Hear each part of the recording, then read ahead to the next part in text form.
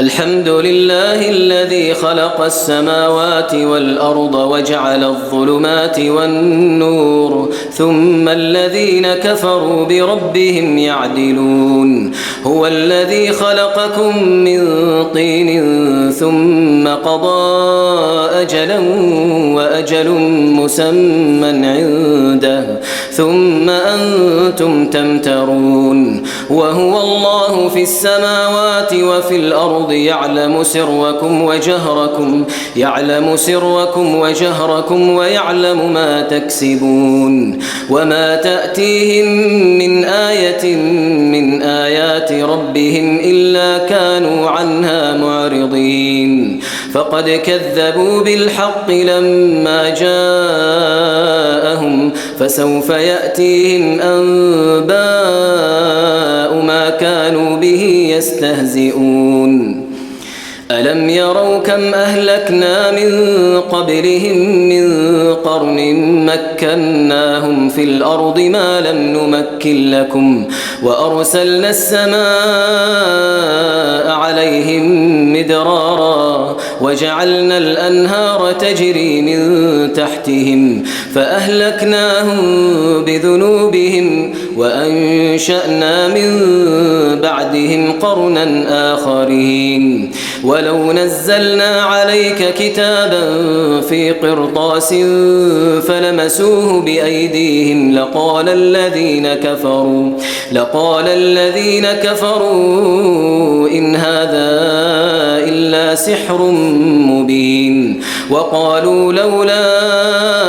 أنزل عليه ملك ولو أنزلنا ملكا لقضي الأمر ثم لا ينظرون ولو جعلناه ملكا لجعلناه رجلا وللبسنا عليهم ما يلبسون ولقد استهزئ برسل من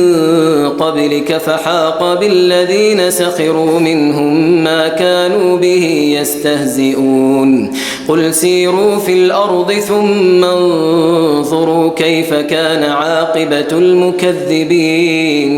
قل لمن ما في السماوات والأرض قل لله كتب على نفسه الرحمة ليجمعنكم إلى يوم القيامة لا ريب فيه الذين خسروا أنفسهم فهم لا يؤمنون وله ما سكن في الليل والنهار وهو السميع العليم قل أغير الله أتخذ وليا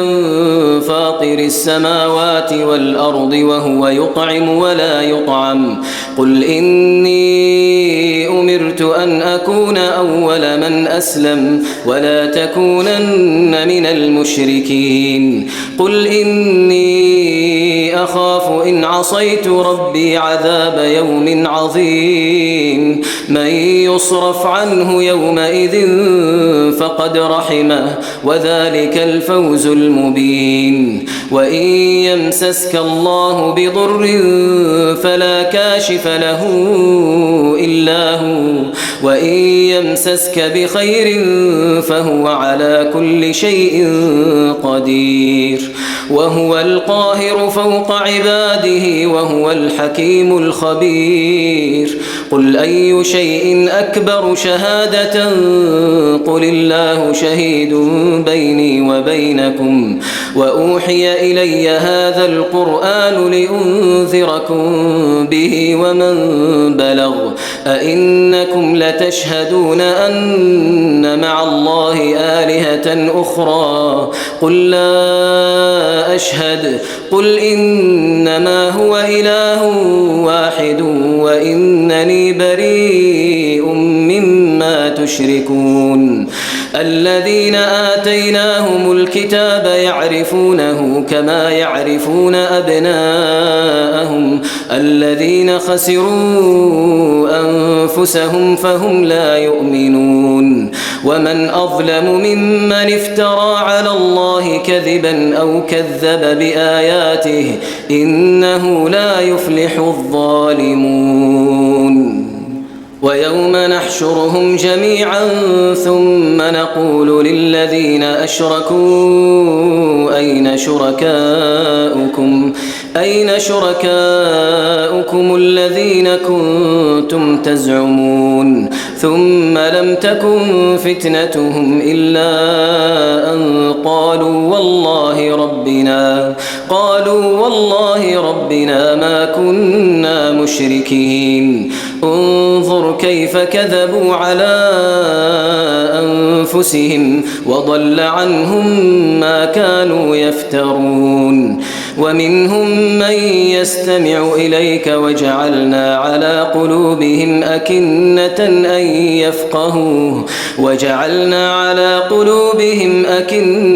أن يفقهوه وفي آذانهم وقرا وإن يروا كل آية لا يؤمنوا بها حتى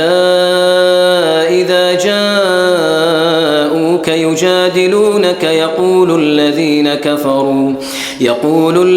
كفروا إن هذا إلا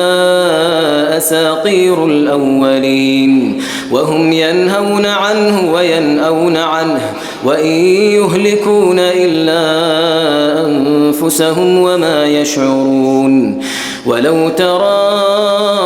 إذ وقفوا على النار فقالوا يا ليتنا نرد ولا نكذب بآيات ربنا ونكون من المؤمنين بل بدا لهم ما كانوا يخفون من قبل ولو ردوا لعادوا لما نهوا عنه وإنهم لكاذبون وقالوا إن هي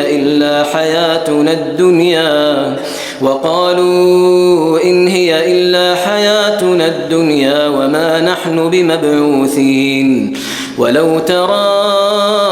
إذ وقفوا على ربهم قال أليس هذا بالحق قالوا بلى وربنا قال فذوقوا العذاب بما كنتم تكفرون قد خسر الذين كذبوا بلقاء الله حتى إذا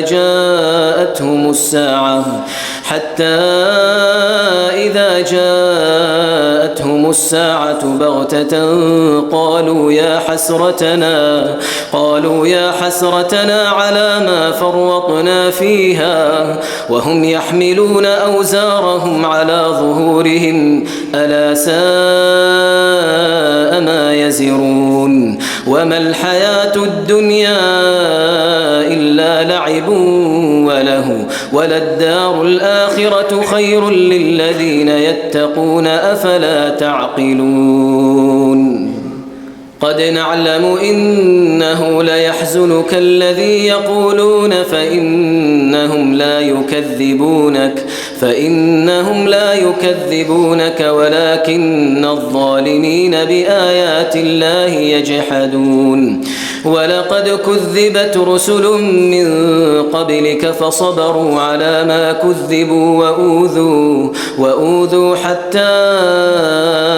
أتاهم نصرنا ولا مبدل لكلمات الله ولقد جاءك من نبأ المرسلين وإن كان كبر عليك إعراضهم فإن استطعت أن تبتغي نفقا في الأرض أو سلما في السماء فتأتيهم بآية ولو شاء الله لجمعهم على الهدى فلا تكونن من الجاهلين إنما يستجيب الذين يسمعون والموتى يبعثهم الله ثم إليه يرجعون وقالوا لولا نزل عليه آية من ربه قل إن الله قادر على أن ينزل آية ولكن أكثرهم لا يعلمون وما من دابة في الأرض ولا طائر يطير بجناحيه إلا أمم أمثالكم ما فرطنا في الكتاب من شيء ثم إلى ربهم يحشرون والذين كذبوا بآياتنا صم وبكم في الظلمات من يشاء الله يضلله ومن يشاء يجعله على صراط مستقيم قل أرأيتكم إن أتاكم عذاب الله أو أتتكم الساعة أغير الله تدعون إن كنتم صادقين بل إياه تدعون فيكشف ما تدعون إليه إن شاء وتنسون ما تشركون ولقد أرسلنا إلى أمم من قبلك فأخذناهم بالبأساء والضراء لعلهم يتضرعون فلولا إذ جاءهم بأسنا تضرعوا ولكن قست قلوبهم وزين لهم الشيطان ما كانوا يعملون فلما نسوا ما ذكروا به فتحنا عليهم أبواب كل شيء حتى إذا فرحوا بما أوتوا أخذناهم بغتة فإذا هم مبلسون فقطع دابر القوم الذين ظلموا والحمد لله رب العالمين قل أرأيتم إن أخذ الله سمعكم وأبصاركم وختم على قلوبكم من إله غير الله يأتيكم به انظر كيف نصرف الآيات ثم هم يصدفون قل أرأيتكم إن أتاكم عذاب الله بغتة أو جهرة هل يهلك إلا القوم الظالمون وما نرسل المرسلين إلا مبشرين ومنذرين فمن آمن وأصلح فلا خوف عليهم ولا هم يحزنون والذين كذبوا بآياتنا يمسهم العذاب بما كانوا يفسقون قل لا أقول لكم عندي خزائن الله ولا أعلم الغيب ولا أقول لكم إني ملك إن أتبع إلا ما يوحى إلي قل هل يستوي الأعمى والبصير أفلا تتفكرون وأنذر به الذين يخافون أن يحشروا إلى ربهم ليس لهم من دونه ولي ولا شفيع لعلهم يتقون ولا تطرد الذين يدعون ربهم بالغداة والعشي يريدون وجهه ما عليك من حسابهم من شيء وما من حسابك عليهم من شيء فتطردهم فتكون من الظالمين وكذلك فتنا بعضهم ببعض ليقولوا أهؤلاء من الله عليهم من بيننا أليس الله بأعلم بالشاكرين وإذا جاءك الذين يؤمنون بآياتنا فقل سلام عليكم كتب ربكم على نفسه الرحمة أنه من عمل منكم سوءا بجهالة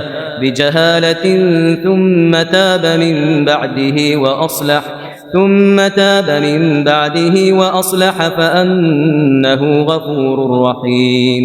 وكذلك نفصل الآيات ولتستبين سبيل المجرمين قل إني نهيت أن أعبد الذين تدعون من دون الله قل لا أتبع أهواءكم قد ضللت إذا وما أنا من المهتدين قل إني على بينة من ربي وكذبتم به ما عندي ما تستعجلون به إن الحكم إلا لله يقص الحق وهو خير الفاصلين قل لو أن عندي ما تستعجلون به لقضي الأمر بيني وبينكم والله أعلم بالظالمين وعنده مفاتح الغيب لا يعلمها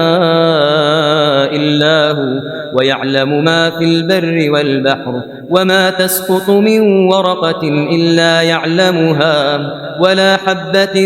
في ظلمات الأرض ولا رطب ولا يابس إلا في كتاب مبين وهو الذي يتوفاكم بالليل ويعلم ما جرحتم بالنهار ثم يبعثكم فيه ليقضى أجل مسمى ثم إليه مرجعكم ثم ينبئكم بما كنتم تعملون وهو القاهر فوق عباده ويرسل عليكم حفظه حتى إذا جاء أحدكم الموت توفته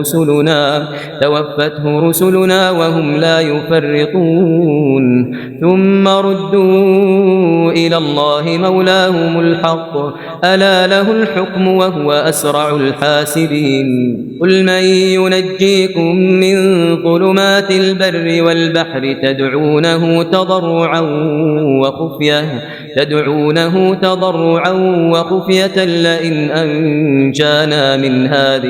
لئن أنجانا من هذه لنكونن من الشاكرين قل الله ينجيكم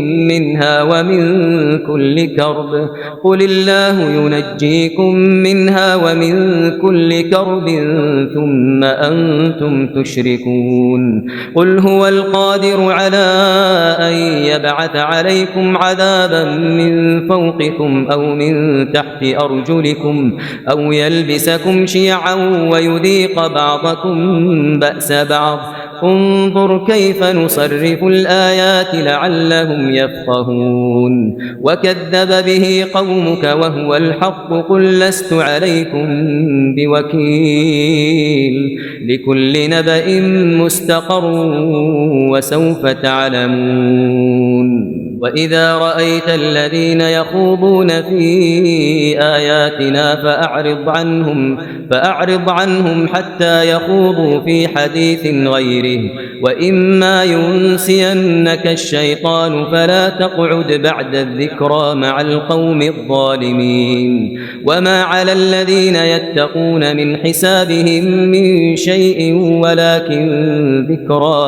ولكن ذكرى لعلهم يتقون وذر الذين اتخذوا دينهم لعبا ولهوا وغرتهم الحياة الدنيا وذكر به أن تبسل نفس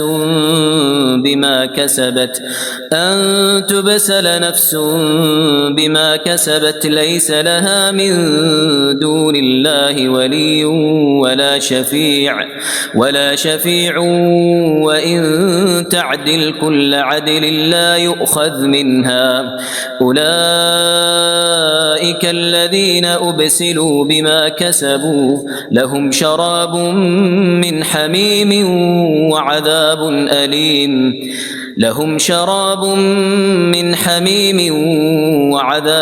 أليم بما كانوا يكفرون قل أندعو من دون الله ما لا ينفعنا ولا يضرنا ونرد على أعقابنا بعد إذ هدانا الله كالذي استهوته الشياطين في الأرض حيران له أصحاب يدعونه إلى الهدى ائتنا قل إن هدى الله هو الهدى وأمرنا لنسلم لرب العالمين وأن أقيموا الصلاة واتقوه وهو الذي إليه تحشرون وهو الذي خلق السماوات والأرض بالحق ويوم يقول كن فيكون قوله الحق وله الملك يوم ينفخ في الصور عالم الغيب والشهادة وهو الحكيم الخبير وإذ قال إبراهيم لأبيه آزر أتتخذ أصناما آلهة إني أراك وقومك في ضلال مبين وكذلك نري إبراهيم ملكوت السماوات والأرض وليكون من الموقنين فلما جن عليه الليل رأى كوكبا قال هذا ربي فلما أفل قال لا أحب الآفلين فلما رأى القمر بازغا قال هذا ربي فلما أفل قال لئن لم يهدني ربي لأكونن من القوم الضالين فلما رأى الشمس بازغة قال هذا ربي هذا أكبر فلما أفلت قال يا قوم إني بريء مما تشركون إني وجهت وجهي للذي فطر السماوات والأرض حنيفا وما أنا من المشركين وحاجه قومه قال أتحاجوني في الله وقد هدان ولا أخاف ما تشركون به إلا أن يشاء ربي شيئا وسع ربي كل شيء علما أفلا تتذكرون وكيف أخاف ما أشركتم ولا تخافون أنكم أشركتم بالله ما لم ينزل به عليكم سلطانا فأي الفريقين أحق بالأمن إن كنتم تعلمون الذين آمنوا ولم يلبسوا إيمانهم بظلم أولئك لهم الأمن وهم مهتدون وتلك حجتنا آتيناها إبراهيم على قومه نرفع درجات من نشاء إن ربك حكيم عليم ووهبنا له إسحاق ويعقوب كلا هدينا ونوحا هدينا من قبل ومن ذريته داود وسليمان وأيوب ويوسف وموسى وهارون وكذلك نجزي المحسنين وزكريا ويحيى وعيسى وإلياس كل من الصالحين وإسماعيل واليسع ويونس ولوطا وكلا فضلنا على العالمين ومن آبائهم وذرياتهم وإخوانهم واجتبيناهم وهديناهم إلى صراط مستقيم ذلك هدى الله يهدي به من يشاء من عباده ولو أشركوا لحبط عنهم ما كانوا يعملون أولئك الذين آتيناهم الكتاب والحكم والنبوة فإن يكفر بها هؤلاء فقد وكلنا بها قوما ليسوا بها بكافرين أولئك الذين هدى الله فبهداه مقتده قل لا أسألكم عليه أجرا قل لا أسألكم عليه أجرا إن هو إلا ذكرى للعالمين وما قدروا الله حق قدره إذ قالوا ما أنزل الله على بشر من شيء قل من أنزل الكتاب الذي جاء به موسى نورا وهدى للناس تجعلونه قراطيس تبدونها وتخفون كثيرا وعلمتم ما لم تعلموا أنتم ولا آباؤكم قل الله ثم ذرهم في خوضهم يلعبون وهذا كتاب أنزلناه مبارك مصدق الذي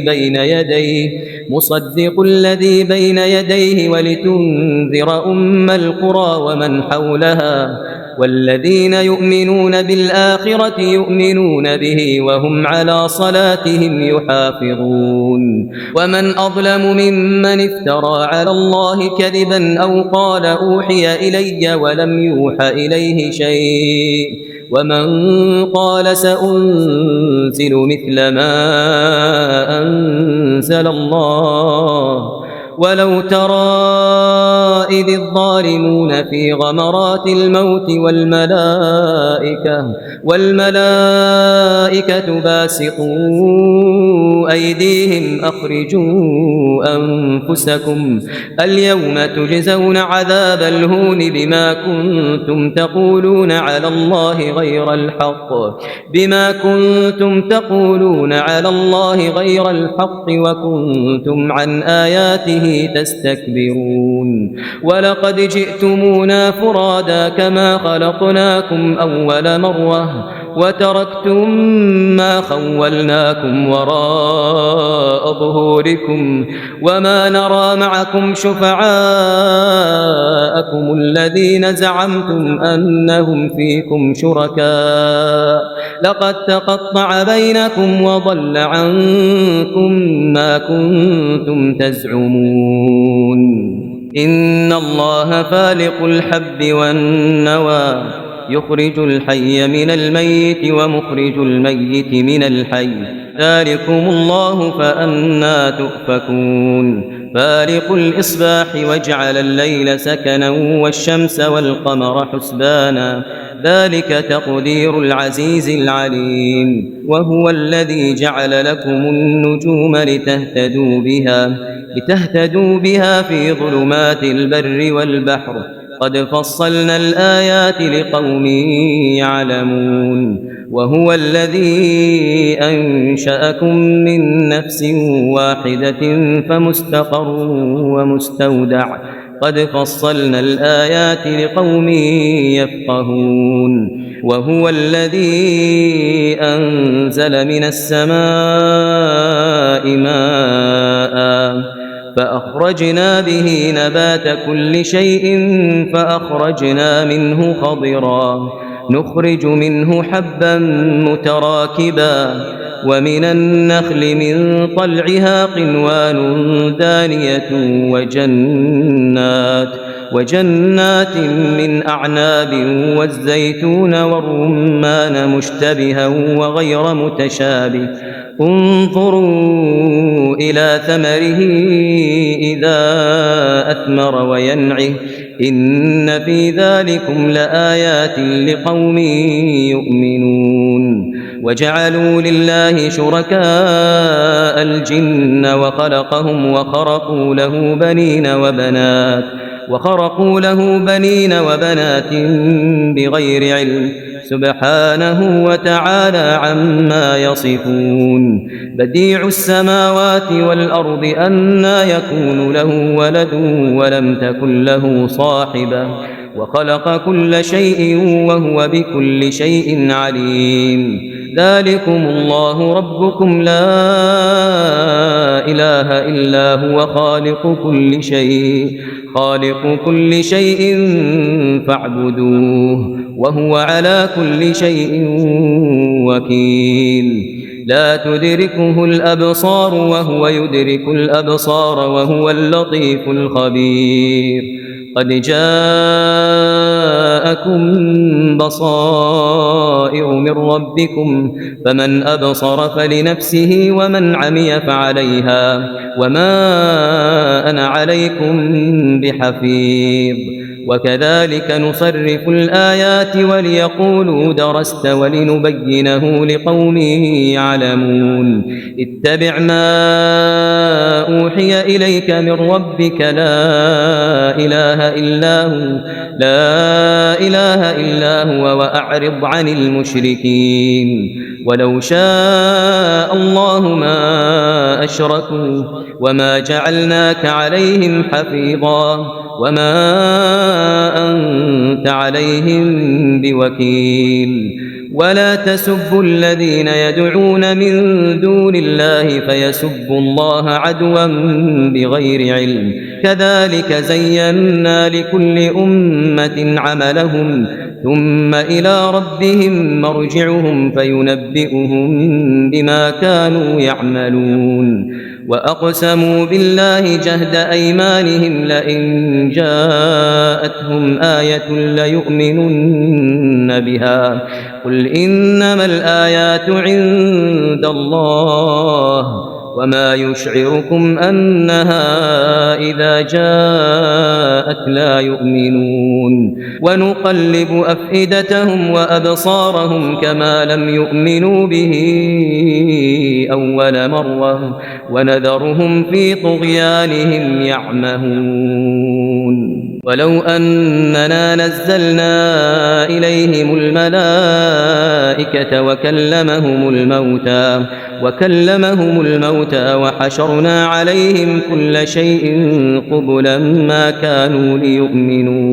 ما كانوا ليؤمنوا إلا أن يشاء الله ولكن أكثرهم يجهلون وكذلك جعلنا لكل نبي عدوا شياطين الإنس والجن يوحي بعضهم إلى بعض زخرف القول غرورا ولو شاء ربك ما فعلوه فذرهم وما يفترون ولتصغى إليه أفئدة الذين لا يؤمنون بالآخرة وليرضوه وليقترفوا ما هم مقترفون أفغير الله أبتغي حكما وهو الذي أنزل إليكم الكتاب مفصلا والذين آتيناهم الكتاب يعلمون أنه منزل من ربك بالحق فلا تكونن من الممترين وتمت كلمة ربك صدقا وعدلا لا مبدل لكلماته وهو السميع العليم وإن تطع أكثر من في الأرض يضلوك عن سبيل الله إن يتبعون إلا الظن وإن هم إلا يخرصون إن ربك هو أعلم من يضل عن سبيله وهو أعلم بالمهتدين فكلوا مما ذكر اسم الله عليه إن كنتم بآياته مؤمنين وما لكم ألا تأكلوا مما ذكر اسم الله عليه وقد فصل لكم ما حرم عليكم إلا ما اضطررتم إليه وإن كثيرا ليضلون بأهوائهم بغير علم إن ربك هو أعلم بالمعتدين وذروا ظاهر الإثم وباطنه إن الذين يكسبون الإثم سيجزون بما كانوا يقترفون ولا تأكلوا مما لم يذكر اسم الله عليه وإنه لفسق وإن الشياطين ليوحون إلى أوليائهم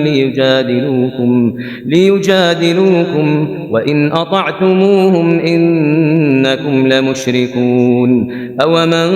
كان كان ميتا فأحييناه وجعلنا له نورا يمشي به في الناس كمن مثله في الظلمات ليس بخارج منها كذلك زين للكافرين ما كانوا يعملون وكذلك جعلنا في كل قرية أكابر مجرميها ليمكروا فيها وما يمكرون إلا بأنفسهم وما يشعرون وإذا جاءتهم آية قالوا لن نؤمن حتى نؤتى مثل ما أوتي رسل الله الله أعلم حيث يجعل رسالته سيصيب الذين أجرموا صغار عند الله وعذاب شديد بما كانوا يمكرون فمن يريد الله أن يهديه يشرح صدره للإسلام ومن يرد أن يضله يجعل صدره ضيقا حرجا كأنما يصعد في السماء كذلك يجعل الله الرجس على الذين لا يؤمنون وهذا صراط ربك مستقيما قد فصلنا الآيات لقوم يذكرون لهم دار السلام عند ربهم وهو وليهم بما كانوا يعملون ويوم يحشرهم جميعا يا معشر الجن قد استكثرتم من الإنس وقال أولياؤهم من الإنس ربنا استمتع بعضنا ببعض وبلغنا أجلنا الذي أجلت لنا قال النار مثواكم خالدين فيها إلا ما شاء الله إن ربك حكيم عليم وكذلك نولي بعض الظالمين بعضا بما كانوا يكسبون يا معشر الجن والإنس ألم يأتكم رسل منكم يقصون عليكم آياتي وينذرونكم لقاء يومكم هذا قالوا شهدنا على أنفسنا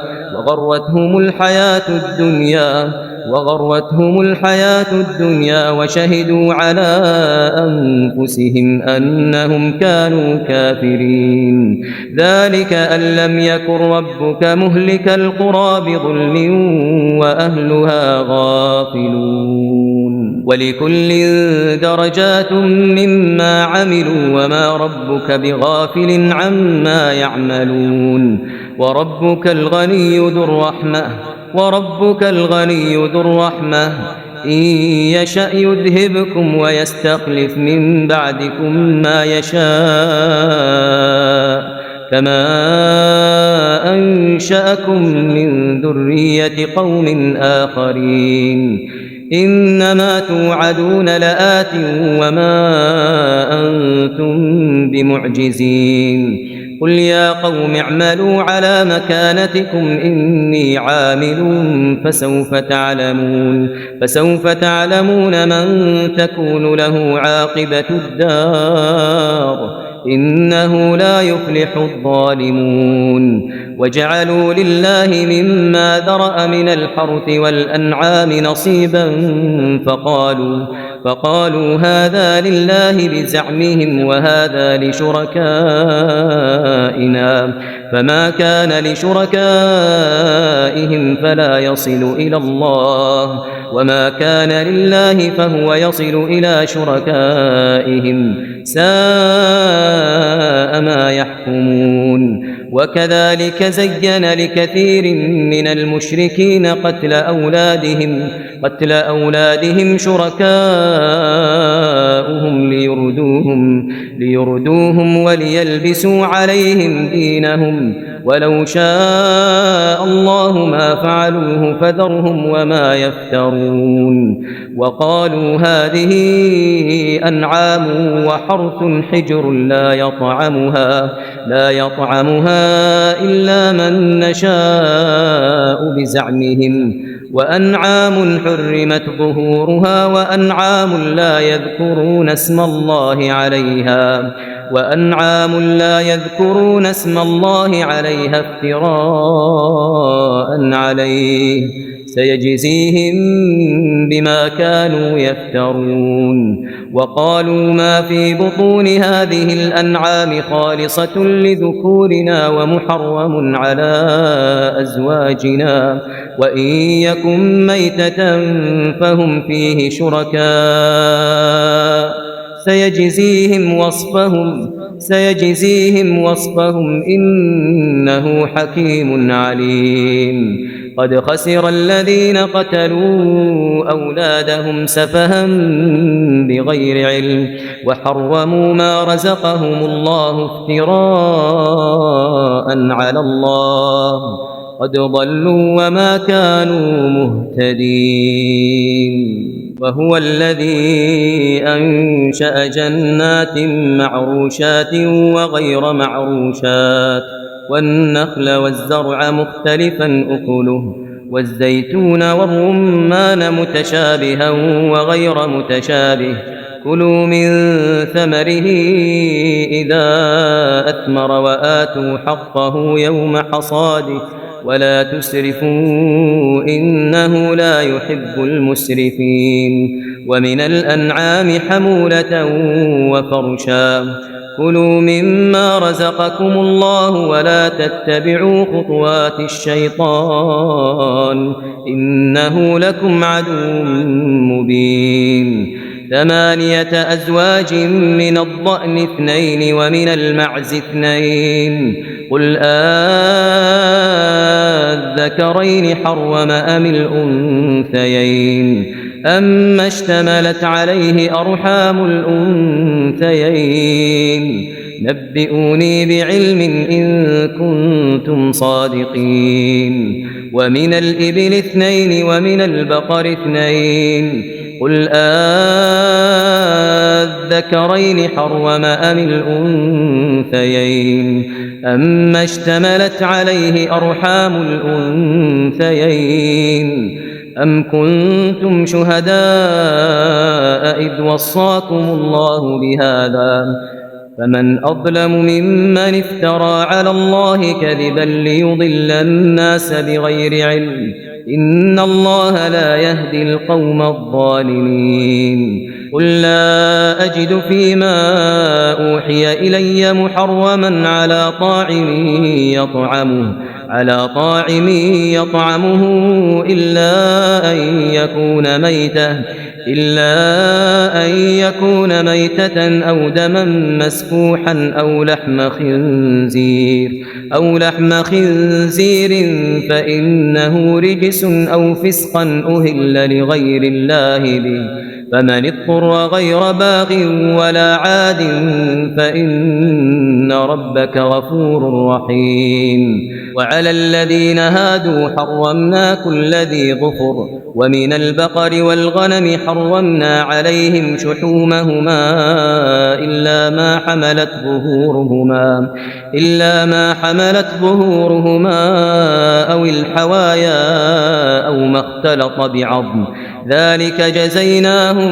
ببغيهم وإنا لصادقون فإن كذبوك فقل ربكم ذو رحمة واسعة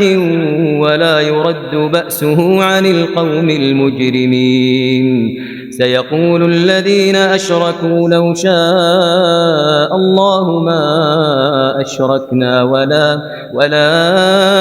آباؤنا ولا حرمنا من شيء كذلك كذب الذين من قبلهم حتى ذاقوا بأسنا قل هل عندكم من علم فتخرجوه لنا إن تتبعون إلا الظن وإن أنتم إلا تخرصون قل فلله الحجة البالغة فلو شاء لهداكم أجمعين قل هلم شهداءكم الذين يشهدون أن الله حرم هذا فإن شهدوا فلا تشهد معهم ولا تتبع أهواء الذين كذبوا بآياتنا والذين لا يؤمنون بالآخرة وهم بربهم يعدلون قل تعالوا أتل ما حرم ربكم عليكم ألا تشركوا به شيئا وبالوالدين إحسانا ولا تقتلوا أولادكم من إملاق نحن نرزقكم وإياهم ولا تقربوا الفواحش ما ظهر منها وما بطن ولا تقتلوا النفس التي حرم الله إلا بالحق ذلكم وصاكم به لعلكم تعقلون ولا تقربوا مال اليتيم إلا بالتي هي أحسن حتى يبلغ أشده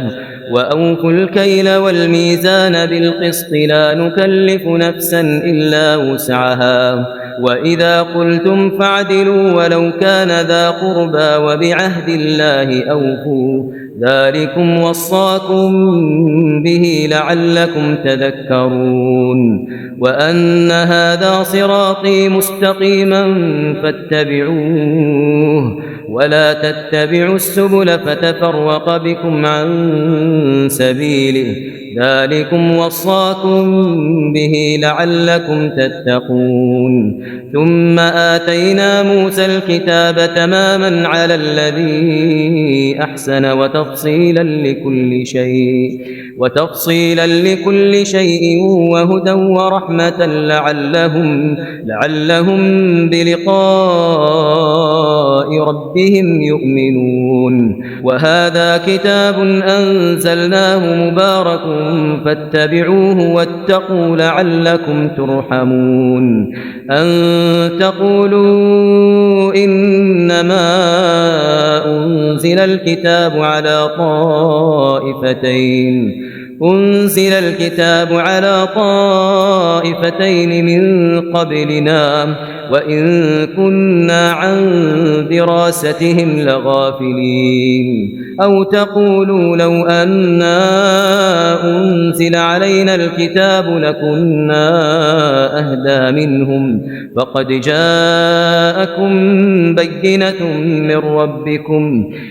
جاءكم بينة من ربكم وهدى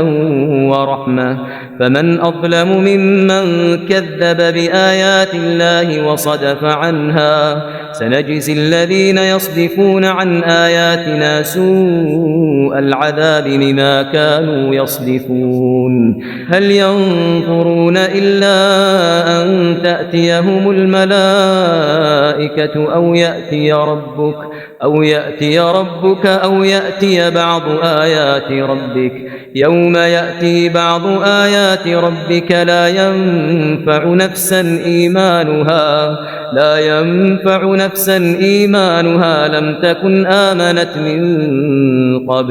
لم تكن آمنت من قبل أو كسبت في إيمانها خيرا قل انتظروا إنا منتظرون إن الذين فرقوا دينهم وكانوا شيعا لست منهم في شيء إنما أمرهم إلى الله ثم ينبئهم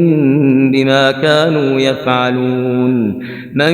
جاء بالحسنة فله 10 أمثالها ومن جاء بالسيئة فلا يجزى إلا مثلها وهم لا يظلمون قل إنني هداني ربي إلى صراط مستقيم قل إنني هداني ربي إلى صراط مستقيم دينا قيما ملة إبراهيم حنيفا وما كان من المشركين قل إن صلاتي ونسكي ومحياي ومماتي لله رب العالمين لا شريك له وبذلك أمرت وأنا أول المسلمين قل أغير الله أبغي ربا وهو رب كل شيء ولا تكسب كل نفس إلا عليها ولا تزر وازرة وزر أخرى ثم إلى ربكم مرجعكم فينبئكم بما كنتم فيه تختلفون وهو الذي جعلكم خلائف الأرض ورفع بعضكم فوق بعض درجات ليبلوكم فيما آتاكم